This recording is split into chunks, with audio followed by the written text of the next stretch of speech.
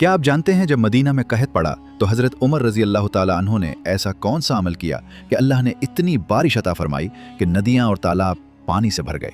चलिए जानते हैं। नबी पाक सल्लल्लाहु अलैहि वसल्लम की वफ़ात ज़ाहिरी के बाद मदीना मुनव्वरा, मक्का मुकर्रमा और दीगर इलाकों में शदीद कहत पड़ गया। बारिशें अरसे दराज से रुकी हुई थीं। लोग फाकों पर मजबूर हो चुके थे। भूख और कमजोरी की वजह से लोगों के चेहरे राख जैसे हो गए थे। चारा न मिलने के बाइस जानवर मरने लगे थे। हर तरफ धूल, मिट्टी और रेत ही रेत दिखाई देती थी। इन हालात में अमीरुल मोमिनीन सैयदना उमर फारूक रजी अल्लाह ताला अन्हु ने सहाबा कराम को जमा किया और मशवरा फरमाया कि इस मुसीबत का हल क्या हो सकता है। मशवरे के बाद ये तय पाया कि इराक और शाम के हुक्काम को खत लिखकर गल्ला और मदद तलब की जाए। चुनाचे फौरन कासिद रवाना किए गए। जब वो इराक और शाम पहुंचे तो वहां के हुक्मरानों को मदीना मुनव्वरा की हालत जार बताई और कहा कि जजीरा अरब शदीद कहत की लपेट में है। अमीरुल मोमिनीन सैयदना उमर फारूक रजी अल्लाह ताला अन्हु का हुक्म है कि जितना मुमकिन हो सके मुसलमानों की मदद की जाए। हुक्म मिलते ही इराक और शाम के हुक्मरानों ने फौरन अमल किया। मौरिखीन लिखते हैं कि मदीना मुनव्वरा की तरफ गल्ले से लदे तकरीबन 4000 ऊंट रवाना किए गए। इन्हीं कहत के दिनों में मुज़य्यना कबीले का एक देहाती जब उसने ये हालात देखे तो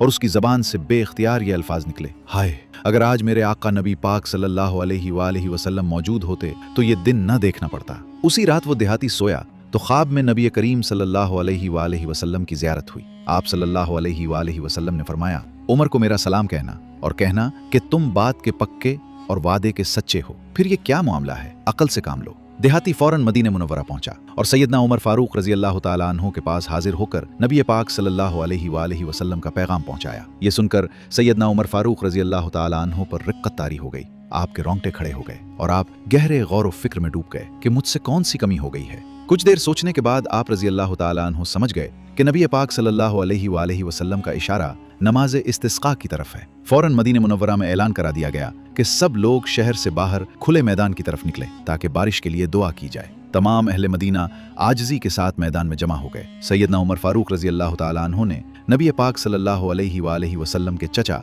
हजरत अब्बास बिन अब्दुल मुत्तलिब रजी अल्लाह ताला अन्हु को अपने साथ खड़ा किया। सुन्नत के मुताबिक नमाज इस्तिस्का अदा की गई। फिर सैयदना उमर फारूक रजी अल्लाह ताला अन्हु घुटनों के बल बैठ गए और निहायत आजिज़ी और गिरिए उजारी के साथ अल्लाह ताला से दुआ मांगी।